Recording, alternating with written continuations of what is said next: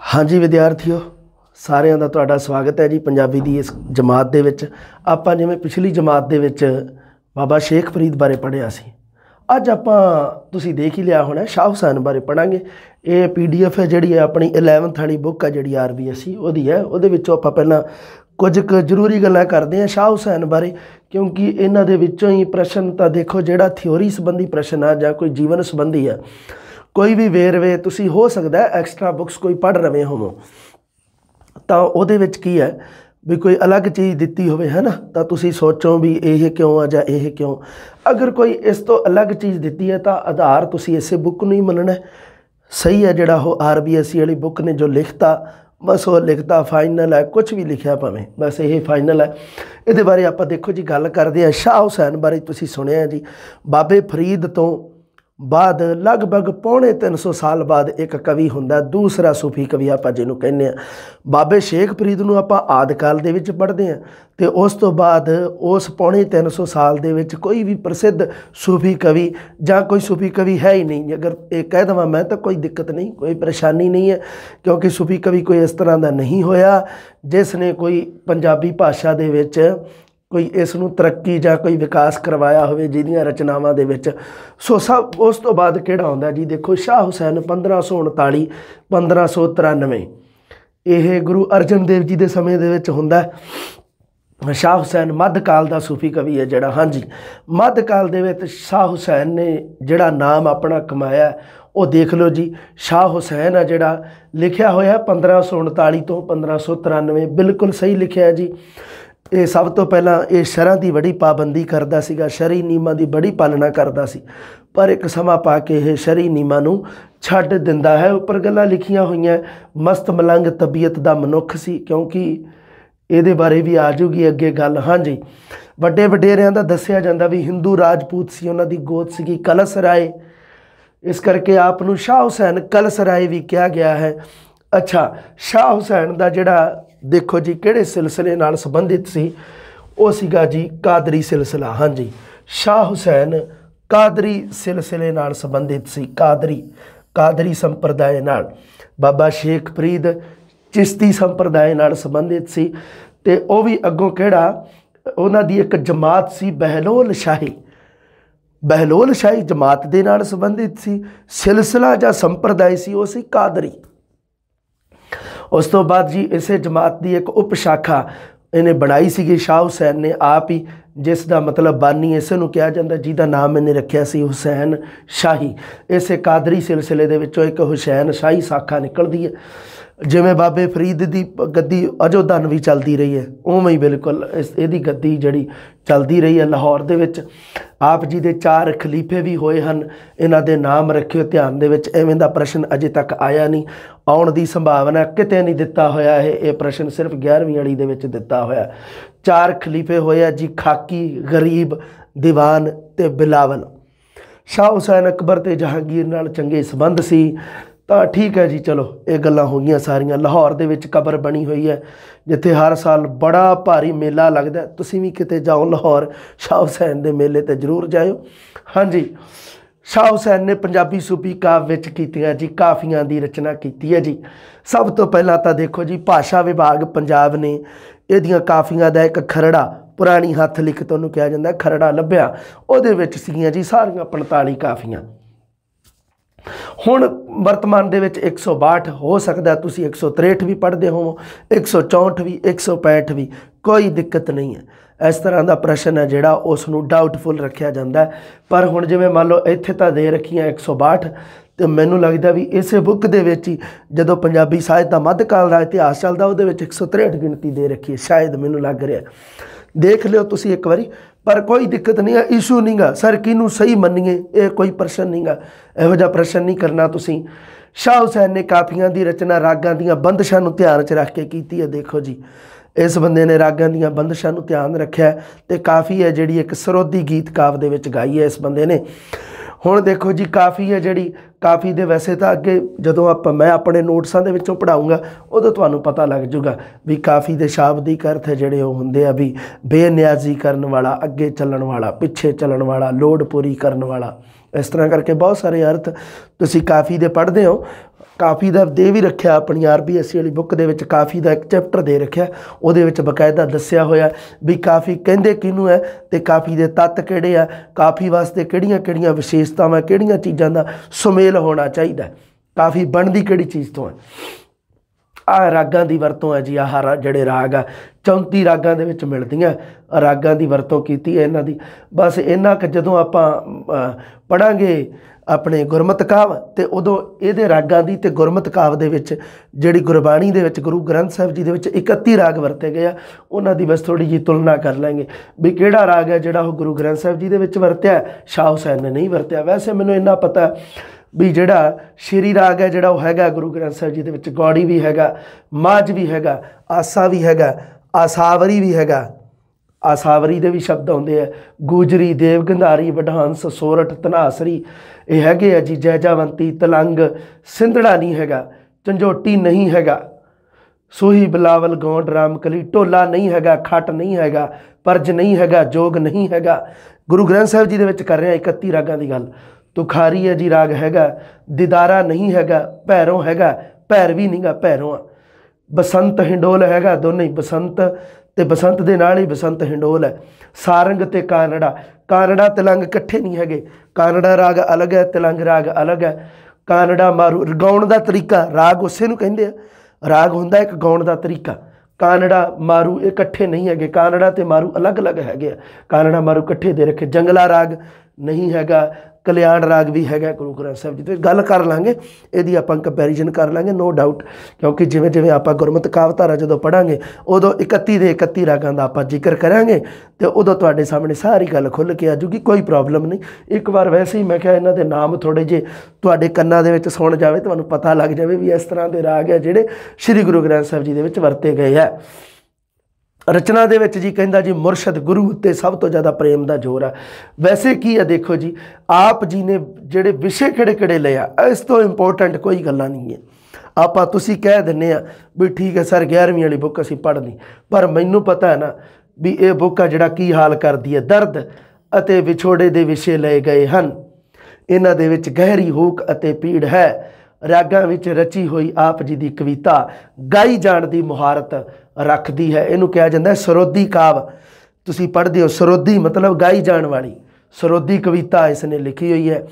ਵੈਸੇ ਵੀ ਕਾਫੀ ਹੈ ਜਿਹੜੀ ਉਹਨੂੰ ਸੂਫੀ ਕਵੀ ਮਜਲਿਸਾਂ ਮਤਲਬ ਮਹਿਫਲਾਂ ਦੇ ਵਿੱਚ ਗਾਉਂਦੇ ਸੀਗੇ, ਤਾਂ ਹੀ ਤਾਂ ਕਾਫੀ ਦਾ ਅਰਥ ਅੱਗੇ ਚੱਲਣ ਵਾਲਾ ਵੀ ਹੈ ਤੇ ਪਿੱਛੇ ਚੱਲਣ ਵਾਲਾ ਵੀ ਹੈ, ਦੋਨੇ ਹੀ ਅਰਥ ਆਉਂਦੇ ਆ। ਅੱਗੇ ਇੱਕ ਜਣਾ ਬੋਲਦਾ ਸੀ, ਬਾਕੀ ਪਿੱਛੇ ਬੋਲਦੇ ਸੀ। ਬਸ ਤੁਸੀਂ ਐ ਸਮਝ ਲਓ ਵੀ ਜਿਵੇਂ ਕਵਾਲੀ ਹੈ, ਕਵਾਲੀ ਦੇ ਵਿੱਚ ਕੀ ਹੈ ਵੀ ਨੁਸਰਤ ਫਤਿਹ ਅਲੀ ਖਾਨ ਨੂੰ ਜੇ ਤੁਸੀਂ ਸੁਣਦੇ ਹੋ ਤਾਂ ਕਵਾਲੀ ਦੇ ਵਿੱਚ ਉਹ ਪਹਿਲਾਂ ਅੱਗੇ ਬੋਲਦਾ, ਇੱਕ ਲਾਈਨ ਨੂੰ ਵਾਰੀ-ਵਾਰੀ ਦੁਹਰਾਈ ਜਾਂਦਾ, ਇੱਕ ਲਾਈਨ ਸਥਾਈ ਹੁੰਦੀ ਹੈ। ਤੇ ਸ਼ਾਹ ਹੁਸੈਨ ਦੀਆਂ ਵੀ ਪਹਿਲੀਆਂ ਲਾਈਨਾਂ ਜਿਹੜੀਆਂ ਉਹ ਸਥਾਈ ਹੈ। ਉਸ ਤੋਂ ਬਾਅਦ ਜਿਹਦੇ ਵਿੱਚ ਉਸ ਤੋਂ ਬਾਅਦ ਉਹਨੇ ਰਹਾਓ ਲਿਖਿਆ, ਰਹਾਓ ਦਾ ਮਤਲਬ ਟੇਕ ਤੋਂ ਲਿਆ ਗਿਆ ਹੈ। ਰਹਾਓ ਦਾ ਮਤਲਬ ਇਹੀ ਹੈ ਕਿ ਇਸ ਗੱਲ ਨੂੰ ਵਾਰੀ-ਵਾਰੀ ਗਾਇਆ ਜਾਵੇ। ਜਿਵੇਂ ਗਾਣੇ ਦੇ ਇੱਕ ਅੰਤਰਾ ਹੁੰਦਾ, ਅੰਤਰੇ ਹੁੰਦੇ ਆ, ਇੱਕ ਸਥਾਈ ਹੁੰਦੀ ਹੈ, ਸਥਾਈ ਨੂੰ ਵਾਰੀ-ਵਾਰੀ ਕਲਾਕਾਰ ਗਾਉਂਦਾ, ਬਿਲਕੁਲ ਉਵੇਂ ਹੀ ਬਸ ਰਹਾਓ ਜਿੱਥੇ ਆ ਗਿਆ ਉਹਦਾ ਮਤਲਬ ਹੈ ਕਿ ਉਹ ਜਿਹੜੀ ਉਹ ਉਸ ਰਚਨਾ ਦਾ, ਉਸ ਪਦ ਦਾ, ਉਸ ਬੰਦ ਦਾ, ਉਸ ਕਵਿਤਾ ਦਾ ਸਥਾਈ ਪਦ ਹੈ, ਉਸ ਨੂੰ ਵਾਰੀ-ਵਾਰੀ ਗਾਏ ਜਾਣ ਦਾ ਸੰਕੇਤ ਹੈ। ਰਾਗਾਂ ਵਿੱਚ ਰਚੀ ਹੋਈ ਹੈ ਜੀ, ਰਾਗਬੱਧ ਹੈ ਦੀ ਰਚਨਾ ਸਾਰੀ 34 ਰਾਗਾਂ ਦੇ ਵਿੱਚ ਹੈ। ਧਿਆਨ ਰੱਖਿਓ, ਸਹੀ ਜਾਂ ਗਲਤ ਦੇ ਵਿੱਚ ਪ੍ਰਸ਼ਨ ਪੁੱਛ ਲਵੇ ਵੀ ਕੀ ਸ਼ਾਹ ਹੁਸੈਨ ਦੀ ਰਚਨਾ ਰਾਗਹੀਣ ਹੈ ਜਾਂ ਰਾਗਬੱਧ ਹੈ, ਤਾਂ ਰਾਗਬੱਧ ਹੈ ਜੀ। ਬੋਲੀ ਉੱਤੇ ਲਹਿੰਦੀ ਦਾ ਬੜਾ ਪ੍ਰਭਾਵ ਹੈ ਜੀ, ਬਿਲਕੁਲ ਹੋਣਾ ਚਾਹੀਦਾ, ਲਹਿੰਦੀ ਭਾਸ਼ਾ ਦਾ ਪ੍ਰਭਾਵ ਹੈ। ਕਾਫੀਆਂ ਵਿੱਚ ਗੁਰਬਾਣੀ ਦੀ ਸ਼ੈਲੀ ਤੇ ਅਲੰਕਾਰਾਂ ਦਾ ਪ੍ਰਭਾਵ ਹੈ। ਇਹ ਕਵੀ ਹੈ ਜਿਹੜਾ ਇਸ ਤੇ ਗੁਰਬਾਣੀ ਦਾ ਪ੍ਰਭਾਵ, ਗੁਰਮਤਿ ਦਾ ਪ੍ਰਭਾਵ ਪਿਆ ਬਹੁਤ। ਇਸ ਕਵੀ ਨੇ ਕਈ ਸਿੱਧੀਆਂ ਲੈਣ, ਬਾਬੇ ਫਰੀਦ ਦਾ ਵੀ ਇਸ ਦੀ ਰਚਨਾ ਤੇ ਪ੍ਰਭਾਵ ਸੀ। ਬਾਬੇ ਫਰੀਦ ਦੀਆਂ ਬਹੁਤ ਸਾਰੀਆਂ ਸਤਰਾਂ ਜਿਹੜੀਆਂ ਸ਼ਾਹ ਹੁਸੈਨ ਦੇ ਨਾਲ ਮੇਲ ਖਾਂਦੀਆਂ। ਇਹਦਾ ਮਤਲਬ ਸ਼ਾਹ ਹੁਸੈਨ ਨੇ ਬਾਬੇ ਫਰੀਦ ਦੀ ਬਾਣੀ, ਗੁਰੂ ਗ੍ਰੰਥ ਸਾਹਿਬ ਜੀ ਦੀ ਬਾਣੀ ਕਿਤੇ ਨਾ ਕਿਤੇ ਪੜ੍ਹੀ ਹੋਈ ਸੀ। ਸੋ ਇਹ ਗੱਲ ਥੋੜ੍ਹੀ ਜਿਹੀ ਧਿਆਨ 'ਚ ਰੱਖਣੀ ਹੈ ਵੀ ਪ੍ਰਭਾਵ ਤੋਂ ਅਛੂਤਾ ਨਹੀਂ ਸੀ, ਇਹ ਬੰਦਾ ਜਾਣਦਾ ਸੀਗਾ। ਡਾਕਟਰ ਮੋਹਨ ਸਿੰਘ ਦੀਵਾਨਾ ਇਹ ਗੱਲ ਕਹਿੰਦਾ ਹੈ ਵੀ ਜਿਹੜਾ ਸ਼ਾਹ ਹੁਸੈਨ ਆ ਉਹ ਬਿਲਕੁਲ ਉਸ ਨੂੰ ਜਾਣਕਾਰੀ ਸੀ ਸ਼੍ਰੀ ਗੁਰੂ ਗ੍ਰੰਥ ਸਾਹਿਬ ਜੀ ਦੇ ਬਾਰੇ। ਦੁਨੀਆ ਦੀ ਨਾਸ਼ਮਾਨਤਾ ਅਤੇ ਅਟਲ ਮੌਤ ਨੂੰ ਯਾਦ ਕਰਦੇ ਹੋਏ ਇਸ਼ਟ ਦੇ ਸੱਚੇ ਪ੍ਰੇਮ ਲਈ ਨਿਮਰਤਾ ਸਹਿਤ ਆਪਣਾ ਕੁਰਬਾਨ ਕਰ ਦੇਣਾ ਲੋਚਦੇ ਹਨ। ਲੋਚਣਾ ਹੁੰਦਾ ਇੱਛਾ ਰੱਖਣੀ, ਇੱਛਾ ਰੱਖਣੀ। ਵਿਛੋੜੇ ਦੇ ਭਾਵਾਂ ਨੂੰ ਬੜੀ ਸ਼ਿੱਦਤ ਨਾਲ ਪ੍ਰਗਟਾਇਆ। ਦੇਖ ਲਓ ਬੇਟਾ ਜੀ, ਦਰਦ ਤੇ ਵਿਛੋੜੇ ਦੇ ਵਿਸ਼ੇ ਹੈ ਇਹਦੇ ਵਿੱਚ, ਧਿਆਨ ਰੱਖਣਾ ਤੁਸੀਂ। ਕਾਫੀਆਂ ਦੇ ਵਿੱਚ ਨਿਮਰਤਾ, ਗਰੀਬੀ, ਆਜਜ਼ੀ, ਮਿੱਠਤ ਦੇ ਗੁਣਾਂ ਦੀ ਪ੍ਰੇਰਣਾ ਦਿੱਤੀ ਹੈ ਜੀ। ਬਸ ਠੀਕ ਹੈ। ਹੁਣ ਦੇਖੋ ਜੀ ਅੱਗੇ ਗੱਲ, ਪੰਜਾਬੀ ਸੱਭਿਆਚਾਰ ਦੇ ਪ੍ਰੀਤ ਨਾਇਕਾਂ। ਮੇਰੇ ਨੋਟਸਾਂ ਦੇ ਵਿੱਚ ਬੜਾ ਸ਼ਾਨਦਾਰ ਕੰਮ ਕੀਤਾ ਵਾ ਮੈਂ। ਪੰਜਾਬੀ ਸੱਭਿਆਚਾਰ ਦੇ ਪ੍ਰੀਤ ਨਾਇਕਾਂ ਦੀ ਗੱਲ ਕੀਤੀ ਇਹਨੇ, ਜਿਹੜੇ ਜੋੜੇ ਹੋਏ ਆ ਮਸ਼ਹੂਰ ਹੀਰ ਰਾਂਝਾ, ਸੋਹਣੀ ਮਹੀਵਾਲ ਦੀ ਇਹਨੇ ਪ੍ਰਤੀਕਾਂ ਦੀ ਵਰਤੋਂ ਕੀਤੀ ਆ ਆਪਣੀਆਂ ਕਾਫੀਆਂ ਦੇ ਵਿੱਚ। ਵੇਖ ਲਿਓ ਤੁਸੀਂ। ਉਹਨੂੰ ਰੱਬ ਤੇ ਮਨੁੱਖ ਜਾਂ ਮੁਰਸ਼ਦ ਤੇ ਮੁਰੀਦ ਦੀ ਸਾਂਝ ਦੇ ਵਾਸਤੇ ਉਹਨੇ ਕੀ ਵਰਤਿਆ ਦੇਖੋ। ਇਹਦੇ ਵਾਸਤੇ ਪ੍ਰਤੀਕ ਬਣਾਇਆ ਕਿਹਨਾਂ ਨੂੰ, ਹੀਰ ਰਾਂਝਾ, ਸੋਹਣੀ ਮਹੀਵਾਲ। ਸ਼ਾਹ ਹੁਸੈਨ ਦੀ ਰਚਨਾ ਵਿਚਲਾ ਸ਼ਰੋਦੀ ਅੰਸ਼ ਦੇ ਵਿੱਚ ਸੱਭਿਆਚਾਰਕ ਅਮੀਰੀ ਤੇ ਭਾਸ਼ਾਈ ਸੁੰਦਰਤਾ, ਇਹ ਬਹੁਤ ਸ਼ਾਨਦਾਰ ਇਹਦਾ ਮਤਲਬ ਕੰਮ ਕੀਤਾ। ਸੱਭਿਆਚਾਰਕ ਵਿਸ਼ੇ ਬਹੁਤ ਸ਼ਾਨਦਾਰ ਤਰੀਕੇ ਨਾਲ ਲਏ ਗਏ ਆ ਕਾਫੀਆਂ। ਇਹਨਾਂ ਦੇ ਸੰਬੰਧੀ ਇੱਕ ਵੀਡੀਓ, ਕਿਤਾਬਾਂ ਦੇ ਵਿੱਚ ਨਾਲ ਸੰਬੰਧਿਤ ਵੀਡੀਓ ਅਲੱਗ ਤੋਂ ਪ੍ਰੋਵਾਈਡ ਹੋ ਜਾਣਗੀਆਂ, ਜਿਹਦੇ ਵਿੱਚ ਆਪਾਂ ਇਹਨਾਂ ਦੇ ਵਿੱਚੋਂ ਗੱਲ ਕਰਾਂਗੇ, ਕਿਉਂਕਿ ਇਹਨਾਂ ਦੇ ਵਿੱਚੋਂ ਪ੍ਰਸ਼ਨ ਬਣਾ ਕੇ ਪੁੱਛਦਾ ਹੁੰਦਾ। ਇੱਥੇ ਰਹਿਣਾ ਨਹੀਂ, ਤੁਸੀਂ ਪੜ੍ਹਿਆ ਕਰੋ ਇਹਨੂੰ, ਥੋੜ੍ਹਾ ਜਿਹਾ ਇਹਨੂੰ ਪੜ੍ਹਦੇ ਰਿਹਾ ਕਰੋ ਉਹਨਾਂ ਟਾਈਮ, ਮਤਲਬ ਤੁਹਾਡਾ ਅਭਿਆਸ ਹੋ ਜੇ। ਸ਼ਬਦਾਵਲੀ ਜਿੰਨੀ ਪਕੜ ਕਰੋਗੇ ਤੁਸੀਂ ਪ੍ਰਸ਼ਨ ਓਨੀ ਛੇਤੀ ਸਹੀ ਕਰ ਪਾਓਗੇ। ਇੱਥੇ ਰਹਿਣਾ ਨਹੀਂ, ਇਹ ਕਾਫੀ ਦਾ ਸਿਰਲੇਖ ਹੈ। ਇੱਥੇ ਰਹਿਣਾ ਨਹੀਂ, ਕੋਈ ਬਾਤ ਚੱਲਣ ਦੀ ਕਰਵੋ ਰਹਾਓ। ਮੈਂ ਤੁਹਾਨੂੰ ਕਿਹਾ ਨਾ, ਰਹਾਓ ਪਦ ਦਾ ਜਿਹੜਾ ਰਹਾਓ ਸ਼ਬਦ ਹੈ, ਇਹਦਾ ਇਸਤੇਮਾਲ ਬਾਬੇ ਫਰੀਦ ਦੇ ਸ਼ਬਦਾਂ ਵਿੱਚ ਹੋ ਚੁੱਕਿਆ। ਬਾਬੇ ਫਰੀਦ ਨੇ ਸ਼ਬਦਾਂ ਤੇ ਸਲੋਕਾਂ ਦਾ ਇਸਤੇਮਾਲ ਕੀਤਾ ਤੇ ਬਾਬੇ ਫਰੀਦ ਨੇ ਇੱਕ ਸ਼ਬਦ ਹੈ ਉਹਦੇ ਵਿੱਚ ਰਹਾਓ ਜਿਹੜਾ ਸ਼ਬਦ ਉਹ ਵਰਤ ਚੁੱਕਿਆ ਬਾਬਾ ਫਰੀਦ। ਤੇ ਇੱਥੇ ਰਹਿਣਾ ਨਹੀਂ, ਕੋਈ ਬਾਤ ਚੱਲਣ ਦੀ ਕਰਵੋ ਰਹਾਓ। ਅੱਗੇ ਉਸ ਤੋਂ ਬਾਅਦ ਇਹ ਚੱਲ ਪੈਂਦੀ ਆ, ਇਹ ਆਪਾਂ ਪੜ੍ਹਾਂਗੇ ਬਿਲਕੁਲ। ਘੁੰਮ ਚਰਖੜਿਆ ਵੇ, ਚਰਖੇ ਦਾ ਪ੍ਰਤੀਕ ਵਰਤਿਆ ਬੜੇ ਸ਼ਾਨਦਾਰ ਤਰੀਕੇ ਨਾਲ। ਪਹਿਲੀ ਵਾਰੀ ਪੰਜਾਬੀ ਸੱਭਿਆਚਾਰ ਦੇ ਵਿੱਚ ਚਰਖੇ ਦਾ ਬੜਾ ਮਹੱਤਵ ਹੈ ਤੇ ਚਰਖੇ ਦਾ ਪ੍ਰਤੀਕ ਹੈ ਜਿਹੜਾ ਉਹ ਪਹਿਲੀ ਵਾਰ ਇਸੇ ਨੇ ਵਰਤਿਆ। ਬਾਕੀ ਆ ਜਿਹੜੇ ਤੁਹਾਡੇ ਹੈਗੇ ਆ ਹੀਰ ਰਾਂਝਾ, ਸੋਹਣੀ ਮਹੀਵਾਲ, ਇਹ ਪ੍ਰਤੀਕਾਂ ਦੀ ਵਰਤੋਂ ਵੀ ਸਭ ਤੋਂ ਪਹਿਲਾਂ ਸ਼ਾਹ ਹੁਸੈਨ ਹੀ ਕਰਦਾ ਹੈ। ਹਾਂਜੀ, ਮੁਸ਼ਕਲ ਘਾਟ ਫਕੀਰੀ ਦਾ ਅੱਗੇ ਇੱਕ ਕਾਫੀ ਹੋਰ ਦੇ ਰੱਖੀ ਹੈ ਜੀ। ਰਹੀਓ ਵੋ ਨਾਲ ਸੱਜਣ ਦੇ ਰਹੀਓ, ਆਹਾ ਕਿਆ ਬਾਤ, ਇਹ ਵੀ ਆਪਾਂ ਪੜ੍ਹਾਂਗੇ। ਪਾਵੇਂਗਾ ਦੀਦਾਰ ਸਾਹਿਬ ਦਾ, ਇਹਨਾਂ ਦੀ ਅਲੱਗ ਤੁਹਾਨੂੰ ਵੀਡੀਓ ਪ੍ਰੋਵਾਈਡ ਹੋ ਜੂਗੀ, ਕੋਈ ਦਿੱਕਤ ਨਹੀਂ। ਦਰਦ ਵਿਛੋੜੇ ਦਾ ਹਾਲ ਨਹੀਂ ਮੈਂ ਕਿਹਨੂੰ ਆਖਾਂ, ਇਹ ਜਿਹੜੀਆਂ ਰੱਬਾ ਮੇਰੇ ਔਗਣ ਚੇਤਨਾ ਧਰੀ, ਕਾਫੀ ਹੈ ਨਾ, ਕਾਫੀ ਮਾਤਰਾ ਦੇ ਵਿੱਚ ਦੇ ਰੱਖੀਆਂ। ਇਹਨਾਂ ਦੇ ਆਪਾਂ ਸ਼ਬਦਾਰਥ, ਅਰਥ ਸਾਰਾ ਕੁਝ ਇਹ ਅਲੱਗ ਤੋਂ ਪ੍ਰੋਵਾਈਡ ਹੋ ਜਾਊਗਾ, ਕਿਉਂਕਿ ਮੈਂ ਸੋਚਦਾ ਵੀ ਤੁਹਾਨੂੰ ਕੰਮ ਦੀ ਗੱਲ ਜਿਹੜੀ ਮੈਂ ਤੁਹਾਨੂੰ ਦੱਸਣੀ ਹੈ ਉਹ ਨਾ ਕਿਤੇ ਰਹਿ ਜੇ। ਆਓ ਫਿਰ ਚੱਲਦੇ ਹਾਂ ਆਪਾਂ ਸ਼ਾਹ ਹੁਸੈਨ ਤੇ। ਸ਼ਾਹ ਹੁਸੈਨ ਬਾਰੇ ਆਪਾਂ ਪੜ੍ਹੀ ਤਾਂ ਜਾਂਦੇ ਹਾਂ, ਵੈਸੇ ਕੋਈ ਦਿੱਕਤ ਨਹੀਂ ਹੈ। ਹਾਂਜੀ, ਆ ਜਾਓ ਜੀ ਸ਼ਾਹ ਹੁਸੈਨ ਜੀ। ਹਾਂਜੀ, ਸ਼ਾਹ ਹੁਸੈਨ, ਲਓ ਜੀ ਬੇਟਾ, ਤੁਸੀਂ 11ਵੀਂ ਵਾਲੀ ਬੁੱਕ ਦੇ ਵਿੱਚ ਮੋਟੀਆਂ ਗੱਲਾਂ ਪੜ੍ਹ ਲਈਆਂ। ਹੁਣ ਆ ਜਾਓ ਆਪਣੀ ਰਚਨਾ ਦੇ ਵਿੱਚ। ਸ਼ਾਹ ਹੁਸੈਨ ਨੇ, ਸ਼ਾਹ ਹੁਸੈਨ ਦੇ ਬਾਰੇ ਕੋਈ ਮਤਲਬ ਕਿਸੇ ਨੇ ਕੀ ਖੋਜਾਂ ਕੀਤੀਆਂ, ਕੀ ਉਹਦੇ ਕਾਫੀਆਂ ਦੇ ਵਿਸ਼ੇ ਕੀ ਹੈ ਜੀ, ਕਿਹੜੀ ਕਾਫੀ ਦਾ ਕੀ ਕੁਛ ਵੀ ਜੋ ਵੀ ਹੈ ਨਾ, ਉਹ ਸਾਰੀਆਂ ਗੱਲਾਂ ਮੈਂ ਇੱਥੇ ਰੱਖਤੀਆਂ ਤੁਹਾਡੇ ਸਾਹਮਣੇ। ਹਾਂਜੀ, ਮਲਾਮਤੀ ਸੰਪਰਦਾਇ ਨਾਲ ਸੰਬੰਧਿਤ ਹੈ ਜੀ। ਦੇਖੋ, ਮਲਾਮਤੀ ਸ਼ਬਦ ਦਾ ਅਰਥ ਬਣਦਾ ਜੀ ਨਿੰਦਿਆ, ਘਿਰਣਾ, ਲਾਹਨਤ। ਮਲਾਮਤ ਦਾ ਸ਼ਾਬਦਿਕ ਅਰਥ ਤੁਸੀਂ ਪੜ੍ਹਿਆ ਹੋਊਗਾ ਹੈ ਨਾ, ਜਿਹੜੀ ਪੰਜਾਬੀ ਸਾਹਿਤ ਦਾ ਇਤਿਹਾਸ ਬੁੱਕ ਪੜ੍ਹੀ ਜਾਂਦੇ ਹੋਵੋਗੇ ਤੁਸੀਂ, ਉਹਦੇ ਵਿੱਚ ਲਿਖਿਆ ਹੋਇਆ ਵੀ ਇਹ ਜੀ ਮਲਾਮਤੀ ਸੂਫੀਆਂ ਦਾ ਇੱਕ ਮਲਾਮਤੀ ਸੰਪਰਦਾਇ ਹੈ, ਉਹਦੇ ਨਾਲ ਸੰਬੰਧਿਤ ਸੀਗਾ। ਵੈਸੇ ਇਹ ਕਾਦਰੀ ਹੈ, ਵੈਸੇ ਇਹਦਾ ਨਾਮ ਹੈ ਜੀ ਸ਼ਾਹ ਹੁਸੈਨ ਕਾਦਰੀ ਸੰਪਰਦਾਇ ਨਾਲ ਹੀ ਸੰਬੰਧਿਤ ਹੈ, ਪਰ ਉਹਦੀ ਇੱਕ ਸ਼ਾਖਾ ਸੀ ਅੱਗੇ ਮਲਾਮਤੀ। ਕਾਦਰੀ ਸੰਪਰਦਾ ਦੀ ਗੌਣ ਸੰਪਰਦਾ ਦੇ ਰੂਪ ਵਿੱਚ ਹੈ ਜੀ। ਮਲਾਮਤੀ ਸ਼ਬਦ ਹੈ ਜਿਹੜਾ ਉਹ ਮਲਾਮਤ ਤੋਂ ਬਣਿਆ, ਪੜ੍ਹ ਲਿਆ ਤੁਸੀਂ, ਅਰਥ ਵੀ ਇਹਦੇ ਆਪਾਂ ਨੂੰ ਪਤਾ ਲੱਗ ਗਏ। ਹਾਂਜੀ, ਸ਼ਾਹ ਹੁਸੈਨ ਤਰੀਕਤ ਦੇ ਸਫ਼ਰ ਤੋਂ ਰੂਹਾਨੀ ਵਿਕਾਸ ਆਰੰਭ ਕਰਦਾ ਹੈ। ਜਿਵੇਂ ਬਾਬਾ ਫਰੀਦ ਸ਼ਰੀਅਤ ਦਾ ਕਵੀ ਹੈ, ਸ਼ਾਹ ਹੁਸੈਨ ਤਰੀਕਤ ਦਾ ਕਵੀ ਹੈ। ਜਿਹੜੀ ਦੂਸਰੀ ਅਵਸਥਾ ਹੈ ਸ਼ਰੀਅਤ, ਤਰੀਕਤ, ਮਾਰਫਤ, ਹਕੀਕਤ। ਹਾਂਜੀ, ਪੁੱਜ ਕੇ ਆਪਣਾ ਰੂਹਾਨੀ ਸਫ਼ਰ ਹੈ ਜਿਹੜਾ ਉਹ ਫਨਾ व ਬਕਾ ਦੀ ਸਥਿਤੀ 'ਚ ਪੁੱਜ ਕੇ ਕਹਿੰਦਾ ਵੀ ਰੂਹਾਨੀ ਸਫ਼ਰ ਖਤਮ ਮੇਰਾ। ਆਪਣੀ ਰਚਨਾ ਵਿੱਚ ਕਾਫੀ ਰੂਪ ਵਿੱਚ ਕੀਤੀ ਹੈ ਜੀ ਸ਼ਾਹ ਹੁਸੈਨ ਨੇ। ਮੈਂ ਦੋਨੇ ਹੀ ਲਿਖਤੀਆਂ, RBSC ਵਾਲੀ 11ਵੀਂ ਵਾਲੀ ਬੁੱਕ ਦੇ ਵਿੱਚ 162 ਵੀ ਦਿੱਤੀਆਂ, 163 ਵੀ। ਮੂਲ ਰੂਪ ਵਿੱਚ ਕਾਫੀਆਂ ਦੀ ਗਿਣਤੀ ਹੈ ਜੀ 164 ਹੈ। ਮੂਲ ਰੂਪ 'ਚ ਇਹਦੀਆਂ ਕਾਫੀਆਂ ਦੀ ਗਿਣਤੀ 164 ਹੈ। ਪਰ ਹੁਣ ਅੱਗੇ ਦੇਖੋ, ਡਾਕਟਰ ਮੋਹਨ ਸਿੰਘ ਦੀਵਾਨਾ ਨੇ 165 ਕਾਫੀਆਂ ਇਹਦੀਆਂ ਸੰਕਲਿਤ ਕੀਤੀਆਂ। ਇਹਦਾ ਥੋੜ੍ਹਾ ਜਿਹਾ ਧਿਆਨ ਰੱਖਿਓ, ਅਲੱਗ ਚੀਜ਼ ਹੈ ਵੀ ਡਾਕਟਰ ਮੋਹਨ ਸਿੰਘ ਦੀਵਾਨਾ ਅਨੁਸਾਰ ਸ਼ਾਹ ਹੁਸੈਨ ਦੀਆਂ ਕਿੰਨੀਆਂ ਕਾਫੀਆਂ ਹਨ, ਇਹ ਪ੍ਰਸ਼ਨ ਬਣਦਾ ਹੈ। प्रश्न एक ही बनता ये वही है भी डॉक्टर मोहन सिंह दीवाना के अनुसार शाह हुसैन दियाँ किन्नियां काफियां हैं, जां डॉक्टर मोहन सिंह दीवाना ने शाह हुसैन दियाँ किन्नियां काफियां संकलित कीतियां हैं, तो वह है जी 165। हाँ जी, काफियां विच बिरहा अते विछोड़े दियां भावनावां आ गई ना गल, बिरहा ते विछोड़ा। हाँ जी, काफ़ी अरबी भाषा का शब्द है जी, आ गया गल। हुण काफ़ी के बारे थोड़ी जी गल कर लेने जिहदे अर्थ है जी, देखो बेनियाज करन वाला, अगे अगे चलन वाला। हाँ जी, बेनियाज करन वाला, अगे अगे चलन वाला, पिछे चलन वाला, अनुचर, अनुगामी, ज्ञानवान, लोड़ पूरी करने वाला। ये सारे तुसी पढ़ ले होने हैं जी, बिल्कुल। बेनियाज का मतलब होंदा है जी बेपरवाह। बेनियाज का शाब्दिक अर्थ है जी बेपरवाह। एक अद्धा प्रश्न एवें दा जरूर पुछूगा एग्जामिनर, जिहदे विच शब्दां दे अर्थ पुछूगा हो भी इहदा अर्थ दसो जी की बनदा। एक कोई ना कोई अरबी फारसी भाषा का उन्हें एक शब्द लियाना लभ के एवें दा भैड़ा जा बेनियाज, ते अगों उहदे होर ही कोई मतलब ऑप्शन ही एवें दे पा दिंदा भी उत्थे डावाडोल हो जाता वड्डा वड्डा बंदा। हाँ जी, कान सिंह नाभा ने दसिया भी काफ़ी का अर्थ है जी कफायत। भी आप कहते हैं फलानी चीज़ काफ़ी है अपने को, मात्रा की गल करते हैं बहुत पई है जी काफ़ी। कफायत सरफा करने वाला ते संजमी, अते एक रागनी है। काफ़ी कुछ मिसरियां का संगीतमई काव अथवा गीत है जिस विच केवल एक विषय ਜਾਂ मजमून नूं ਛੋਇਆ ਜਾਂਦਾ है। असली गल यह है काफ़ी है की है, काफ़ी एक कुछ मिसरे कुछ मतलब सतरां जिहड़ियां उन्हां दा एक संगीतमई काव है जी। काफ़ी का मतलब ही मतलब काफ़ी है जिहड़ी वो संगीत तो बिना काफ़ी किसी काम की नहीं है जिन्ना चिर उस दे विच संगीतमई सरोधी काव रूप ना होगा। क्यों? क्योंकि काफ़ी है जिहड़ी वो गाए जाने वाली है, गा के सुनाई जाती है, जिस विच केवल एक विषय ਜਾਂ मजबून नमाया होंदा जी। हाँ जी, आदि ग्रंथ विच आसा, तलंग, सूही ते मारू रागां विच काफ़ी काव रूप की वरतों की गई है। आ रखियो ध्यान, क्योंकि यह प्रश्न आया सी बेटा जी लैक्चरार दे विच फस्ट ग्रेड दे विच। आसा, तलंग, सूही ते मारू काफ़ी काव रूप की वरतों गुरु ग्रंथ साहिब जी के किहड़े-किहड़े रागां विच वरतों की गई है। हाँ जी, हुण गल इवें आ भी काफ़ी जिहड़ा काव रूप है उहदी वरतों शाह हुसैन तो पहला गुरु नानक देव जी कर चुके सी।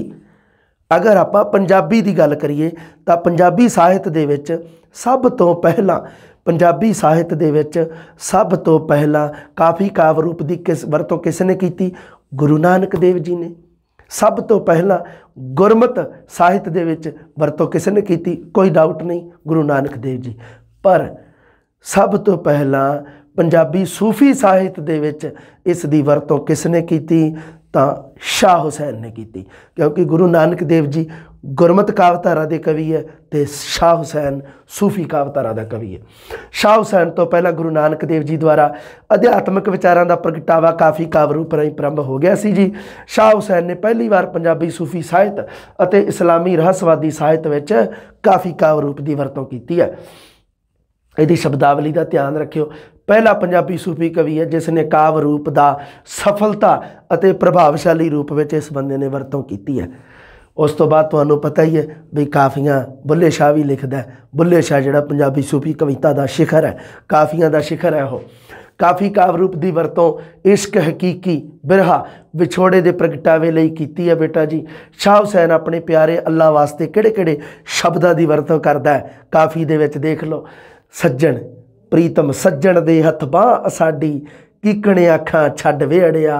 कीकण शब्द तुसी हो सकता पढ़ते हो क्यों करे अखां छड्ड वेड़िया, पर कीकण लिखा लहिंदी भाषा की वरतों करता है। जिहड़ा कीकण शब्द है लहिंदी भाषा का। शौ, साईं, दिलबर, महरम, रांझण शब्दों की वरतों की है। दिलबर शब्द की वरतों भी शाह हुसैन ने की है, देख लो। हाँ जी, साईं शब्द की वरतों विस्तृत रूप में की है। हाँ, कह हुसैन फकीर साईं दा आपदे नाम दी नाल है ना एक मतलब तकिया कलाम जिन्होंने कह दिंदे शाह हुसैन दा वो हैगा जी, है ना, कह हुसैन फकीर साईं दा। डाडा शब्द की वरतों भी की है जी। डाडा का मतलब वैसे होंदा भी तकलीफ देने वाला। डाडा डाडे की अपने आउंदा एक अपने अखाण भी आउंदा एक, डाडे अखां फेरियां ते वैरी कुल जहान। हाँ जी, शाह हुसैन का खुदा जाहिर ते बातन दोनों रूपों के है जी। एक तो प्रतख ज़ाहर, कोई चीज़ ज़ाहर, प्रतख बातन गल्लां दे विच, बातन बातां दे विच, मन अंतःकरण दे विच, दोनों रूपों दे विच ये शब्दावली ध्यान रखियो। मैं लाइन पाई तां है क्योंकि ये ज़ाहिर ते बातन शब्द है ना, ये बड़े आउंदे आ ते दोनों दे नाल तुहानूं अर्थ पता लग गए। ज़ाहिर, प्रतख, बातन, मन, अंतःकरण, ये लाइन पाउण दा मतलब ही मेरा यही है भी तुहानूं इन्हां शब्दां दे अर्थ पता लगण। हाँ जी, मुरशद गुरु वास्ते सज्जन, वकील, पातनी, दिलबर, दोस्त, मलाह, यार, ये शब्दों की वरतों। हालांकि रब वास्ते भी कुछ क शब्द तुहानूं सिमिलर लगते होणगे, कोई दिक्कत नहीं है, बस तुसीं माड़ा याद रखना इस चीज़ नूं। शब्दावली बंदे नूं याद रहे ना, फिर आपां ये की है भी शब्दावली तो पता लग जाता है।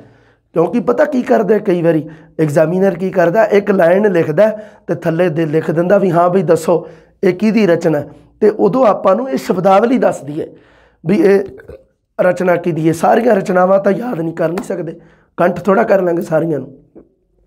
इस करके ये शब्दावली है जिहड़ी आपां नूं एक प्रश्न सही करवा दिंदी है। वो प्रश्न तुहानूं पता ही है, आउंदा ही है एग्जाम दे विच।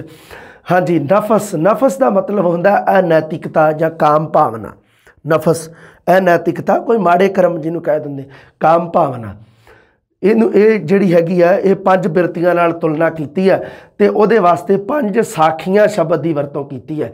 शाह हुसैन ने 5 साखियां, 5 साखियां नहीं सॉरी 5 सखियां, 5 सखियां सॉरी 5 सखियां, सखियां सहेलियां, 5 सखियां की वरतों की है। जिहड़े 5 काम, क्रोध, लोभ, मोह, अहंकार, उन्हां 5 वास्ते शब्द शाह हुसैन ने किहड़ा वरत्या जी काफियां च, 5 सखियां, 5 सखियां इक्को जइयां, हुक्म संजोग इकट्ठियां होइयां। ये है जिहड़ा ये जिहड़ा हैगा ये शाह हुसैन की काफ़ी दे विचों एक उदाहरण लई है तो उहदे विच 5 सखियां शब्द लिखिया होया। देख लो, काफियां विच इश्क हैगा केंद्री अते विशेष नुकते वजों स्थापित किया है। काफियां दा जिहड़ा विशा हैगा, काफियां दे विच इश्क दा दस्सिया गया, बस इश्क की महत्ता दसी गई है। शाह हुसैन के अनुसार काफियां दे विच होर गल कोई कीती है कि बिल्कुल जी कीती है। देख लो, मुनकर ते नकीर 2 फरिश्तियां की गल करदा शाह हुसैन, कहता जी वो इंसान के मोढियां ते बैठे आ ते उहदे संसारिक कामां दा लेखा जोखा करते हैं, मुनकर ते नकीर। उस तो बाद क्यामत के दिन की भी इन्हें शाह हुसैन ने गल की है, क्यामत का दिन जिहड़ा हशर वाला दिन। हाँ जी, गुलवंत सिंह जिहड़ा जिन्हें लिखी है एक पुस्तक इस्लाम अते सूफीवाद, गुलवंत सिंह प्रसिद्ध आलोचक है, खास करके जो गल आवे सूफी काव की उदों गुलवंत सिंह का नाम जरूर आता है जी। गुलवंत सिंह ने की किया, देखो कहता जी उस अनुसार तौबा जिहड़ी, तौबा का मतलब हुंदा पश्चाताप, सूफी अभ्यास यात्रा का पहला मुकाम है। तौबा हैगी है जी 3 प्रकार की, काह तो दसन लगा है गल अगे आ जूगी। एक तो हुंदी जी कीते गुनाहां का पश्चाताप करना, ये एक प्रकार की तौबा। दूसरा, बीते समय तुसी किसी नाल अन्याय कर लिया, तुसी नहीं मतलब किसी बंदे ने किसी नाल कोई अन्याय करता, उहदे कोई पैसे नप ले, वो उस गलती नूं सुधार के ते मुआफ़ी करनी, भुल बख्शाउणी आपदी, यह हो गया जी दूसरे प्रकार की तौबा। तीसरे प्रकार की हैगी है जी भविख विच चंगे जां उत्तम काम करने वास्ते हमेशा यतनशील रहना, प्रयास करते रहना। ये जी 3 प्रकार की तौबा, 3 प्रकार दियां हो गई। हुण इत्थे गल नोट ला के तुसीं एक गल रखनी है चेते, ओह किहड़ी है, वो हैगी है जी शाह हुसैन दियां काफियां दे विच जिहड़ी गुलवंत सिंह ने इस्लाम अते सूफीवाद पुस्तक दे विच 3 प्रकार दियां जिहड़ियां तौबा की गल कीती है। उहदे विच दोस्तों पहली ते तीजी 2 जिहड़ियां तौबा हो शाह हुसैन दियां काफियां दे विच तुहानूं मिल जाणियां, पहली ते तीजी। इहदा मतलब ही इन्नी गल जरूर है भी जिहड़ी दूजे प्रकार की तौबा है उहदा शाह हुसैन दे नाल कोई संबंध नहीं है, क्योंकि शाह हुसैन ने कदे मैनूं नहीं लगता भी किसी का दिल दुखाया होगा, किसी के पैसे नप ले होणगे, है ना। हाँ, गल करते हैं जी शाह हुसैन दियां काफियां दे विच फकीर शब्द है जिहड़ा वो लगभग हर तुक के अंत में शाह हुसैन का एक तकिया कलाम है, कह हुसैन फकीर साईं दा। फकीर शब्द की वरतों लगभग की है। फकीरी मार्ग नूं उन्हें कहा है जी औखी घाटी जां बिखड़ा पैंडा, ये शब्दावली रखियो ध्यान दे विच। शाह हुसैन ने फकीर शब्द की वरतों तकिया कलाम के रूप में की है। जिवें अपने बाबा फरीद अपना नाम फरीद लिखता है, फरीद जां फरीदा, शाह हुसैन। उस तो बाद आपां सुल्तान बाहू जो पढ़ांगे तो बाहू जिहड़ी बाहू दियां शीरफियां उहदे अंत दे विच ਹੂ ਸ਼ਬਦ ਦੀ ਹੇਕ ਜਿਹੜੀ ਆਉਂਦੀ ਹੈ ਉਹ ਸੁਲਤਾਨ ਬਾਹੂ ਦੀ ਆਉਂਦੀ ਹੈ ਨਾ। ਇਹ ਥੋੜੀ ਜਿਹੀ ਹੁੰਦੀ ਹੈ ਇੱਕ ਮਤਲਬ ਇਹਨਾਂ ਸ਼ਬਦਾਵਲੀਆਂ ਤੋਂ ਆਪਾਂ ਜਾਣ ਸਕਦੇ ਹਾਂ ਵੀ ਇਹ ਰਚਨਾ ਕਿਹਦੀ ਹੈ। ਫਕੀਰ ਸ਼ਬਦ ਵਰਤਿਆ, ਫਕੀਰ ਦਾ ਉਹਨੇ ਸ਼ਾਬਦਿਕ ਅਰਥ ਕੀਤਾ ਜੀ। ਫਕੀਰੀ ਹੈ ਜਿਹੜੀ ਉਹ ਕਹਿੰਦਾ ਜੀ ਔਖੀ ਘਾਟੀ ਹੈ, ਇੱਕ ਵਿਖੜਾ ਪੈਂਡਾ ਹੈ। ਵਿਖੜਾ ਪੈਂਡਾ ਮਤਲਬ ਕਠਿਨ ਰਸਤਾ ਹੈ। ਡਾਕਟਰ ਮੋਹਨ ਸਿੰਘ ਦੀਵਾਨਾ ਨੇ ਜੀ ਇੱਕ ਪੁਸਤਕ ਲਿਖੀ ਹੈ, ਇਹ history of Punjabi literature. Doctor Mohan Singh Diwana Punjabi ਸਾਹਿਤ ਦਾ ਸਭ ਤੋਂ ਪਹਿਲਾਂ ਵਿਧੀਵਤ ਇਤਿਹਾਸ ਜੀ ਨੇ ਲਿਖਣਾ ਸ਼ੁਰੂ ਕੀਤਾ। ਉਹਨੇ ਕਿਹਾ ਜੀ ਸ਼ਾਹ ਹੁਸੈਨ ਦੀਆਂ ਦੇ ਵਿੱਚ ਜੀ ਧਾਰਮਿਕ ਗੀਤਾਂ ਵਿੱਚ ਜਿਵੇਂ ਹੁੰਦਾ ਨਾ ਪ੍ਰੇਮ ਗੀਤਾਂ ਵਿੱਚ ਮਿੱਠਾ ਸੰਗੀਤ ਹੁੰਦਾ, ਉਸ ਤਰ੍ਹਾਂ ਹੈ ਜੀ ਜੋ ਸਦੀਆਂ ਬੀਤ ਜਾਣ ਉਪਰੰਤ ਵੀ ਇਹਨਾਂ ਦੀ ਸੁਗੰਧੀ ਅਤੇ ਚਮਕ ਅਜੇ ਤੱਕ ਉਵੇਂ ਹੀ ਪਈ ਹੈ ਜੀ, ਉਸ ਤਰ੍ਹਾਂ ਹੀ ਕਾਇਮ ਹੋਈ ਪਈ ਹੈ ਜੀ। ਬਿਲਕੁਲ ਸਹੀ ਗੱਲ ਕਹੀ ਹੈ ਮੋਹਨ ਸਿੰਘ ਦੀਵਾਨਾ ਨੇ, ਦੀਵਾਨਿਆਂ ਵਾਲੀ ਗੱਲ ਕੀਤੀ ਹੈ। ਕਾਫੀ ਦੀ ਵਰਤੋਂ ਲਈ ਨਿਸ਼ਚਿਤ ਰੂਪ ਵਿਧਾਨ ਨਹੀਂ ਅਪਣਾਇਆ ਜੀ। ਦੇਖੋ ਸ਼ਾਹ ਹੁਸੈਨ ਨੇ, ਦੇਖੋ ਦੋ ਗੱਲਾਂ ਹੁੰਦੀਆਂ, ਇੱਕ ਤਾਂ ਹੁੰਦਾ ਵਿਸ਼ਾ, ਇੱਕ ਹੁੰਦਾ ਰੂਪ। ਵਿਸ਼ਾ ਮਤਲਬ ਕੀ ਹੈ ਵੀ ਜੋ ਕਵਿਤਾ ਜਾਂ ਕੋਈ ਰਚਨਾ ਕਰਨੀ ਹੈ ਉਹਦੇ ਵਿੱਚ ਉਹ ਹੈ ਕਿਸ ਦੇ ਬਾਰੇ, ਇਹਨੂੰ ਕਿਹਾ ਜਾਂਦਾ ਵਿਸ਼ਾ। ਔਰ ਰੂਪ ਕਵਿਤਾ ਰਚੀ ਕਿਵੇਂ ਗਈ, ਉਹਦੀਆਂ ਸਤਰਾਂ ਕਿਵੇਂ ਦੀਆਂ ਸੀ, ਹੈ ਨਾ, ਮਤਲਬ ਲਾਈਨਾਂ ਦੀ ਗਿਣਤੀ ਕਿੰਨੀ ਕੁ ਸੀ, ਸ਼ਬਦਾਵਲੀ ਕਿਵੇਂ ਦੀ ਸੀ, ਇਹ ਸਾਰੀ ਰੂਪ ਦੇ ਵਿੱਚ ਆ ਜਾਂਦੀ ਹੈ। ਹੁਣ ਕੀ ਕੀਤਾ ਸ਼ਾਹ ਹੁਸੈਨ ਨੇ, ਸਿਰਫ ਵਿਚਾਰਾਂ ਨੂੰ ਮਹੱਤਵ ਦਿੱਤਾ ਵੀ ਕਾਫੀ ਹੈ ਜਿਹੜੀ, ਹੁਣ ਉਹਦੇ ਵਿੱਚ ਕੋਈ ਸਤਰਾਂ ਦੀ ਗਿਣਤੀ ਨਿਸ਼ਚਿਤ ਨਹੀਂ ਗੀ, 17 ਲਾਈਨਾਂ ਦੀ ਗਿਣਤੀ ਨਿਸ਼ਚਿਤ ਨਹੀਂ ਗੀ। ਕਾਰਨ ਕੀ ਹੈ, ਕਿਉਂਕਿ ਵਿਚਾਰ ਜਦੋਂ ਸ਼ਾਹ ਹੁਸੈਨ ਦੇ ਮਨ 'ਚ ਵੱਡਾ ਵਿਚਾਰ ਚੱਲੀ ਜਾਂਦਾ ਤਾਂ ਓਬਵੀਅਸਲੀ ਇਹ ਗੱਲ ਪੱਕੀ ਹੈ ਵੀ ਜਿਹੜੀ ਉਹ ਕਾਫੀ ਦੀ ਲੈਂਥ ਹੈ ਜਿਹੜੀ ਉਹ ਵੱਡੀ ਹੋ ਜੂਗੀ, 17 ਲਾਈਨਾਂ ਵੱਧ ਜਾਣੀਆਂ। ਅਤੇ ਜੇ ਵਿਚਾਰ ਥੋੜ੍ਹੀਆਂ ਗੱਲਾਂ ਦੇ ਵਿੱਚ ਸਲਟ ਗਿਆ, ਸਮਾਪਤ ਹੋ ਗਿਆ, ਅਤੇ ਬਸ 17 ਹੋਣਗੀਆਂ ਥੋੜ੍ਹੀਆਂ ਹੋਣਗੀਆਂ, ਹੈ ਨਾ। ਕਿਤੇ ਕਿਤੇ ਦੇਖੋ ਜੀ ਵਿਸਤ੍ਰਿਤ ਵਰਣਨ ਵੀ ਕੀਤਾ ਕਿਸੇ ਛੋਟੇ ਆਕਾਰ ਦੀਆਂ। ਮਜ਼ਮੂਨ ਦਾ ਸ਼ਾਬਦਿਕ ਅਰਥ ਵਿਸ਼ਾ ਹੁੰਦਾ, ਮਜ਼ਮੂਨ ਦਾ ਰੱਖਿਓ ਧਿਆਨ, ਮਜ਼ਮੂਨ ਅਨੁਸਾਰ ਆਕਾਰ ਨੂੰ ਛੋਟਾ ਜਾਂ ਵੱਡਾ ਕੀਤਾ ਗਿਆ ਹੈ। ਬਸ ਕਾਫੀ ਦੇ ਵਿਚਲੀ ਜਿਹੜੀ ਸੰਗੀਤਾਤਮਕਤਾ ਅਤੇ ਲੈਅਬੱਧਤਾ, ਜਿਹੜੀਆਂ ਦੋ ਚੀਜ਼ਾਂ ਕਾਫੀ ਵਾਸਤੇ ਬਹੁਤ ਮਹੱਤਵਪੂਰਨ ਹੈ। ਇਹ ਕਾਫੀ ਦੇ ਤੱਤ ਹੈ, ਇਹਦੇ ਵਿੱਚ ਸੰਗੀਤ ਹੋਣਾ ਚਾਹੀਦਾ, ਲੈਅਬੱਧ ਹੋਣੀ ਚਾਹੀਦੀ ਹੈ, ਕਿਉਂਕਿ ਕਾਫੀ ਸਰੋਦੀ ਕਵਿਤਾ ਹੈ, ਇੱਕ ਗਾਏ ਜਾਣ ਵਾਲੀ ਹੈ। ਸਰੋਦੀ ਦਾ ਮਤਲਬ ਹੁੰਦਾ ਗਾਏ ਜਾਣ ਵਾਲੀ, ਜਿਸ ਨੂੰ ਆਪਾਂ ਗਾ ਕੇ ਸੁਣਾ ਸਕੀਏ। ਛੋਟੀ ਤੋਂ ਛੋਟੀ ਕਾਫੀ ਤਾਂ 5 ਸਤਰਾਂ ਦੀ ਲਿਖੀ ਹੋਈ ਹੈ, ਵੱਡੀ ਤੋਂ ਵੱਡੀ ਜੀ 35 ਸਤਰਾਂ ਤੱਕ ਦੀ ਹੈ। ਕਾਫੀ ਗੀਤ ਰੂਪ ਹੋਣ ਕਰਕੇ ਅਜਿਹੀ ਸੀਮਾ ਤੋਂ ਮੁਕਤ ਹੁੰਦੀ ਹੈ। ਪ੍ਰਤੀਕਾਂ ਦੀ ਵਰਤੋਂ ਪੇਂਡੂ ਜੀਵਨ ਅਤੇ ਸੱਭਿਆਚਾਰ ਦੇ ਵਿੱਚੋਂ ਭਰ ਕੇ ਪ੍ਰਤੀਕ ਸ਼ਾਹ ਹੁਸੈਨ ਨੇ ਲਏ ਆ। ਰੱਬੀ ਮਾਰਗ ਨੂੰ ਔਖੀ ਘਾਟੀ ਜਾਂ ਵਿਖੜਾ ਪੈਂਡਾ, ਫਕੀਰੀ ਵਾਲੇ ਮਾਰਗ ਦੀ ਆਪਾਂ ਗੱਲ ਕਰ ਚੁੱਕੇ ਹਾਂ। ਜੀਵਾਤਮਾ ਨੂੰ ਮੁਸਾਫਰ ਪਾਂਦੀ, ਸੰਸਾਰ ਨੂੰ ਸਰਾਂ ਕਿਹਾ ਜੀ ਇਹਨੇ। ਆਹ ਜਿਹੜੇ ਇਹ ਤੁਹਾਡੇ ਸਾਹਮਣੇ ਜਿਹੜੇ ਆਹ ਪ੍ਰਤੀਕਾਂ ਦੀ ਵਰਤੋਂ ਕੀਤੀ ਹੈ ਨਾ, ਇਹਨਾਂ ਨੂੰ ਯਾਦ ਰੱਖਿਓ, ਕਿਉਂਕਿ ਉੱਥੇ ਪ੍ਰਤੀਕਾਂ ਦੀ ਗੱਲ ਬੜੀ ਕਰਦੇ ਆ ਐਗਜ਼ਾਮ ਦੇ ਵਿੱਚ। ਇਸ ਤਰ੍ਹਾਂ ਦੀਆਂ ਗੱਲਾਂ, ਵਿਸ਼ੇ ਵਿਕਾਰ ਜਿਹੜੇ ਹੁੰਦੇ ਆ, ਕਾਮ, ਕ੍ਰੋਧ, ਲੋਭ, ਮੋਹ, ਅਹੰਕਾਰ ਵਗੈਰਾ, ਜਿਹੜੇ ਇਹਨਾਂ ਦੇ ਵਾਸਤੇ ਚਿੱਕੜ, ਮੁਰਸ਼ਦ ਵਾਸਤੇ ਮਲਾਹ, ਪਾਰਲਾ ਕੰਢਾ ਵਾਸਤੇ ਪੱਤਣ, ਪਾਰਲਾ ਕੰਢਾ ਪੱਤਣ ਕਿਹਾ ਜਾਂਦਾ ਉਹਨੂੰ। ਪਤੀ ਪਤਨੀ ਦੇ ਪ੍ਰਤੀਕ ਤੋਂ ਇਲਾਵਾ ਪੰਜਾਬੀ ਸੂਫੀ ਕਵਿਤਾ ਵਿੱਚ ਜਿਹੜੇ ਨਾਇਕ ਨਾਇਕਾਵਾਂ ਦੇ ਬਾਰੇ ਵੀ ਉਹਨਾਂ ਨੂੰ ਵੀ ਆਧਾਰ ਬਣਾਇਆ ਇਸ ਨੇ। ਹੀਰ ਨੂੰ ਆਤਮਾ, ਰਾਂਝੇ ਨੂੰ ਪਰਮਾਤਮਾ, ਇਹ ਪ੍ਰਤੀਕਾਂ ਦੀ ਵਰਤੋਂ ਕੀਤੀ ਹੈ। ਖੇੜੇ ਨੂੰ ਸੰਸਾਰ, ਹੀਰ ਨੂੰ ਖੇੜੇ ਵਿਆਹ ਕੇ ਲੈ ਗਏ ਸੀ। ਹਾਂਜੀ, ਤਖਤ ਹਜ਼ਾਰੇ ਨੂੰ ਪਿਆਰੇ ਦਾ ਨਿਵਾਸ ਸਥਾਨ, ਰਾਂਝੇ ਦਾ ਪਿੰਡ ਸੀ ਜੀ ਤਖਤ ਹਜ਼ਾਰਾ। ਪ੍ਰੋਫੈਸਰ ਮੋਹਨ ਸਿੰਘ ਕਹਿੰਦਾ, ਇੱਕ ਹੈਗਾ ਹੈ ਜੀ ਡਾਕਟਰ ਮੋਹਨ ਸਿੰਘ ਦੀਵਾਨਾ, ਇਹ ਹੈ ਜੀ ਪ੍ਰੋਫੈਸਰ ਮੋਹਨ ਸਿੰਘ, ਉਹ ਜਿਹੜਾ ਕੱਚ ਸੱਚ, ਆਵਾਜ਼ਾਂ, ਵੱਡਾ ਵੇਲਾ, ਜੰਦਰੇ, ਜਮੀਰ, ਬੂਹੇ, ਆ ਗਿਆ ਚੇਤਾ। ਪ੍ਰੋਫੈਸਰ ਮੋਹਨ ਸਿੰਘ ਜਿਹੜਾ ਪ੍ਰਸਿੱਧ ਕਵੀ ਹੈ, ਜੋ ਉੱਚਾ ਸਥਾਨ ਹੀਰ ਤੇ ਰਾਂਝੇ ਦੇ ਪ੍ਰਤੀਕ ਨੂੰ ਕਹਿੰਦਾ ਮਿਲਿਆ, ਹੋਰ ਕਿਸੇ ਨੂੰ ਨਹੀਂ ਮਿਲਿਆ। ਵਾਕਈ ਸਹੀ ਗੱਲ, ਇੱਕ ਵੈਸੇ ਹੀ ਗੱਲ ਵਿੱਚ ਮੈਂ ਐਡ ਕਰਤੀ, ਕਿਉਂਕਿ ਹੀਰ ਰਾਂਝੇ ਦਾ ਪ੍ਰਤੀਕ ਹੈ ਜਿਹੜਾ ਉਹ ਕਿੱਸਾ ਕਵੀਆਂ ਨੇ ਤਾਂ ਵਰਤਣਾ ਹੀ ਸੀਗਾ, ਤਾਂ ਉਸ ਨੂੰ ਜਿਵੇਂ ਆਪਾਂ ਅੱਗੇ ਜਾ ਕੇ ਪਤਾ ਲੱਗੂ ਆਪਾਂ ਨੂੰ ਵੀ ਸੂਫੀ ਕਵੀਆਂ ਨੇ ਕਿਹੜੀਆਂ ਨੇ ਨੂੰ ਵਰਤਿਆ। ਅਧਿਆਤਮਿਕ ਸਾਧਨਾ ਵਾਸਤੇ ਹੀਰ ਰਾਂਝੇ ਦਾ ਇੱਕ ਪ੍ਰਤੀਕ ਜਿਹੜਾ ਵਰਤਿਆ ਗਿਆ ਹੈ, ਅਤੇ ਸਭ ਤੋਂ ਜ਼ਿਆਦਾ ਹੀ ਵਰਤਿਆ ਗਿਆ। ਸਰੀਰ ਵਾਸਤੇ ਚਰਖੇ ਸ਼ਬਦ ਦੀ ਵਰਤੋਂ ਸ਼ਾਹ ਹੁਸੈਨ ਨੇ ਕੀਤੀ ਹੈ ਜੀ।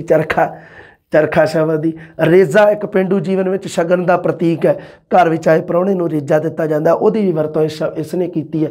ਪਿਆਦਾ ਸ਼ਬਦ ਮੌਤ ਦੇ ਫਰਿਸ਼ਤੇ ਦੇ ਸੂਚਕ ਲਈ ਵਰਤਿਆ ਗਿਆ ਹੈ। ਜਿਹੜਾ ਅਜਰਾਈਲ ਫਰਿਸ਼ਤਾ ਇਸਲਾਮ ਧਰਮ ਦੇ ਵਿੱਚ ਜਿਹੜਾ ਕਹਿੰਦੇ ਜੀ ਬੰਦੇ ਦੇ ਸਾਹ ਕੱਢ ਲੈਂਦਾ, ਜਿਹਨੂੰ ਬਾਬੇ ਫਰੀਦ ਨੇ ਮਲਕ ਉਲ ਮੌਤ, ਮੌਤ ਦਾ ਫਰਿਸ਼ਤਾ, ਮੌਤ ਕੱਢਣ ਵਾਲਾ ਮਤਲਬ ਜਾਨ ਕੱਢਣ ਵਾਲਾ ਫਰਿਸ਼ਤਾ ਜਿਹੜਾ ਉਹਦਾ ਨਾਮ, ਉਸ ਨੂੰ ਸ਼ਾਹ ਹੁਸੈਨ ਨੇ ਜੀ ਮੌਤ ਦੇ ਫਰਿਸ਼ਤੇ ਨੂੰ ਪਿਆਦਾ ਕਿਹਾ। ਪਿਆਦਾ ਮਤਲਬ ਕੀ ਹੈ ਵੀ ਇੱਕ ਆਪਣੇ ਖੇਡਦੇ ਹੁੰਦੇ ਨਾ ਚੈਸ, ਸ਼ਤਰੰਜ ਦੇ ਵਿੱਚ ਪਿਆਦੇ ਹੁੰਦੇ ਆ ਨਾ, बस उस प्यादे की वरतों की है। इस तरह समझ लो भी वो शतरंज का जोड़ा मेन बादशाह वो परमात्मा तो वो जोड़े फरिश्ते जोड़े वो प्यादे आ तो उन्होंने एक प्यादा जोड़ा वो मौत का फरिश्ता।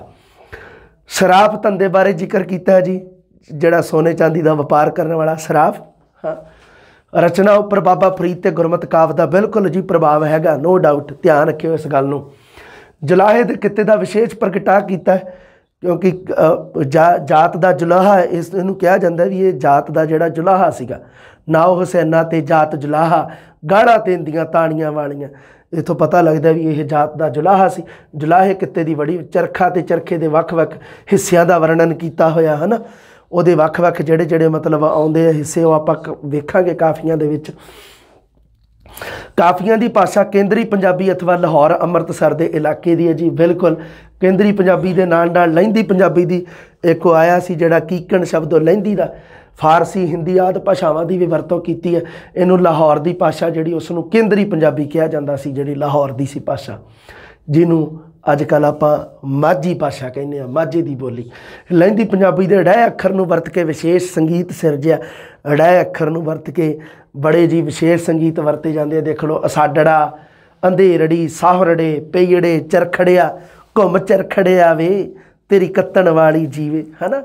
तो इस तरह करके तुसी बहुत सारे मुख शब्द है, मुख दे मगर ये जड़ा लहिंदी भाषा का मुखड़ा इस तरह करके लाए हुए, जेडे साजन दे मगर साजनड़ा, तो ये लहिंदी भाषा के शब्दावली तो है। तो उवें ही वेख लो चरखड़ा, वैसे चरखा शब्द सीगा, पर शाह हुसैन ने ये मगर अड़ा शब्द ला के, अड़ा जड़ा चिन्ह ला के तो इसनूं चरखड़ा बड़ा प्यारा शब्द बनाता। ये रखियो माड़ा जा ध्यान, लहिंदी की शब्दावली है। होर देखो थीसन, पौसन, वन्ये, डेख, क्योंकि दद्दे नूं डड्डा लिखण दा रिवाज ये कित्थे है जी, ये लहिंदी भाषा दे विच है। डेख मतलब देख, मैंडे मतलब मेरे, डाहूं होशिया, मैंडी, वन्या, लंघसा, होसा, करेसा, मंजेसा, ये सारे लहिंदी भाषा की शब्दावली तो है ना। ये रखियो माड़ा जिहा ध्यान जी। प्रमुख तौर पर तरीकत के पड़ाव का कवि गल हो गई सी अपनी। हाँ, काफियां प्रमुख तौर पर प्रतीकात्मक है, बहुत सारे प्रतीकों की वरतों की है जी। पेंडू सभ्याचार के विचों चरखे संबंधी किन्ने प्रतीकों की वरतों। हाँ जी, डॉक्टर लाजवंती की गल आप करनी है जी। डॉक्टर लाजवंती रामा कृष्ण इन्हें पुस्तक लिखी है जी, पंजाबी सूफी पोइट्स। उन्हें की लिखा शाह हुसैन बारे। देखो जी आपां नूं पता है भी रामा कृष्ण की जिहड़ी गल है कोई भी आपां वो भुलनी नहीं, याद रखनी है। इसने बुल्ले शाह नूं एक सब तो श्रेष्ठ कवि कहा सीगा। उसने कहा कि सूफियां दे विचों विश्व दे विच सब तो उच्चा स्थान वो हैगा जी ਉਹਦਾ बुल्ले शाह का। शाह हुसैन बारे की गल की है, वो कहती जी शाह हुसैन ने कोई विशेष रचना नहीं की। लो जी चक लो, उसकी रचना में कोवलो एक उत्कृष्ट रहस्यवादी रूप दियाँ काफियां वजों प्राप्त होंदी है, बस इस तो उपर कोई विशेष रचना नहीं है। मौला बख्श कुश्ता की आंदा जी, मौला बख्श कुश्ता ने वैसे तो की किया है भी इन्हें जो अपना लिखा किस्सा ਉਹਦੇ ਵਿੱਚ जो भी अपनी रचना की ਉਹਦੇ ਵਿੱਚ अपनी पिछली जमात ਦੇ ਵਿੱਚ मौला बख्श कुश्ता की रचना का नाम आया सी। ਉੱਥੋਂ ਤੁਸੀਂ ਵੇਖ ਲਿਓ ਵੀ ਕਿਹੜੀ ਰਚਨਾ ਉਹ ਕਹਿੰਦਾ ਵੀ ਪੰਜਾਬੀ ਵਿੱਚ ਕਾਫੀਆਂ ਤੋਂ ਇਲਾਵਾ ਇਸਨੇ ਕੀ ਕੀਤਾ ਹੈ, ਫਾਰਸੀ ਵਿੱਚ ਸ਼ੇਰ ਕਹਿੰਦਾ ਰਿਹਾ ਹੈ। ਫਾਰਸੀ ਦੇ ਵਿੱਚ ਬਹੁਤ ਸਾਰੇ ਸ਼ੇਰ, ਪਰ ਕੁਸ਼ਤਾ ਨੇ ਫਾਰਸੀ ਰਚਨਾ ਦੀ ਪ੍ਰੋੜਤਾ ਵਾਸਤੇ ਕਿਸੇ ਫਾਰਸੀ ਸ਼ੇਰ ਦਾ ਹਵਾਲਾ ਨਹੀਂ ਦਿੱਤਾ। बस उन्हें इन्ना ही कहा जी फारसी दे विच यह रचना करता रहा, पर रचना की मौला बख्श कुश्ता वो रचना नहीं दिखा सकिया। रचना के विषय फकीरी, दरवेशी, इश्क हकीकी, नाशमानता, निमरता, त्याग, बंदगी, रजा रखियो बारी बारी चेते इन्हां गल्लां नूं। जीवन बारे शाह हुसैन दे बारे एक तां तहकीकात चिश्ती पुस्तक है जिहड़ी नूर अहमद चिश्ती की लिखी हुई, तो एक हैगी जे तज़किराए औलियाए हिंद, ये जी मिर्ज़ा मुहम्मद देलवी ने लिखी है पुस्तक। इन्हां दे विच शाह मुहम्मद के जीवन बारे बहुत कुछ मिलता है। डॉक्टर असलम राणा ने एक पुस्तक लिखी है दिलां दा महरम शाह हुसैन, पुस्तक का नाम है जी दिलां दा महरम शाह हुसैन। वो कहता जी पंजाबी साहित्य इतिहास विच बाबा फरीद शक्करगंज तो कोई लगभग 3 सदियां की चुप तो बाद एक शाह हुसैन का नाम सामने आता है जी, जिस दियां कापियां विच तसव्वुफ, मौसीकी, मौसीकी का शाब्दिक अर्थ होंदा है संगीत, अते अवामी मकबूलीयत के इतबार नाल उच्च दर्जे दियां हासिल ने। अवामी मतलब आवाम जनता, मकबूल करना उस चीज़ नूं मतलब एक्सेप्ट करना। जनता ने एक्सैप्ट किया इस चीज़ ਨੂੰ कि वाकई शाह हुसैन ਦੀਆਂ ਕਾਫੀਆਂ ਜਿਹੜੀਆਂ ਉਹ बहुत शानदार है, क्योंकि ਜਿਹੜੇ मतलब ਜਿਹੜੀ ਚੀਜ਼ ਨੂੰ ਪ੍ਰਸਿੱਧ ਚੀਜ਼ ਉਹ ਹੀ ਹੁੰਦੀ ਹੈ ਜਿਹਨੂੰ ਲੋਕ ਐਕਸੈਪਟ ਕਰਦੇ ਆ। ਡਾਕਟਰ ਦੀਵਾਨਾ ਕਹਿੰਦਾ ਵੀ ਡਾਕਟਰ ਸ਼ਾਹ ਹੁਸੈਨ ਸੂਫੀਆਂ ਦੇ ਮਲਾਮਤੀ ਸੰਪਰਦਾਇ ਨਾਲ ਸੰਬੰਧਿਤ ਹੈ। ਇਹ ਗੱਲ ਡਾਕਟਰ ਮੋਹਨ ਸਿੰਘ ਦੀਵਾਨਾ ਨੇ ਕਹੀ ਹੈ, याद रखियो। वैसे तो आप पढ़ते हैं जी कादरी, पर डॉक्टर दीवाना कहता नहीं जी कादरी तो थोड़ा जा होर अगे आ जाओ, मलामती संप्रदाय के नाल संबंधित है जी। मलामती संप्रदाय का आउंदा है ना, ये काफियां भी मलामती सूफियां की जीवन जाच नाल संबंधित आउंदे है ना, भी उत्थे अमलों का होण नवेड़ा, क्या सूफी क्या भंगी, शायद एवें करके, क्योंकि मलामती लोग है जोड़े वो भंग पींदे ने, नशे दे विच मस्त रहिंदे ने, इस तरह करके आउंदा उन्हां दे बारे, उहदियां गल्लां उहदे नाल संबंधित वेरवे मिलदे आ, संकेत मिलदे आ। उन्हां संकेतां दे आधार ते डॉक्टर मोहन सिंह दीवाना कहंदा भी जिहड़ा शाह हुसैन आ वो जरूर मलामती संप्रदाय नाल संबंधित है। डॉक्टर मोहन सिंह की आंदा फिर मुकम्मल कलाम शाह हुसैन लाहौरी विच 162 काफियां संकलित कीतियां इस बंदे ने, डॉक्टर मोहन सिंह दीवाना। डॉक्टर मोहन सिंह अगर उपर गल जी एक क्लीयर कर लीए आप, हाँ इत्थे शायद कुछ लिखा गया गलत, हाँ आप देखते हैं भी डॉक्टर मोहन सिंह दीवाना ने कितनियां काफियां दसियां हन।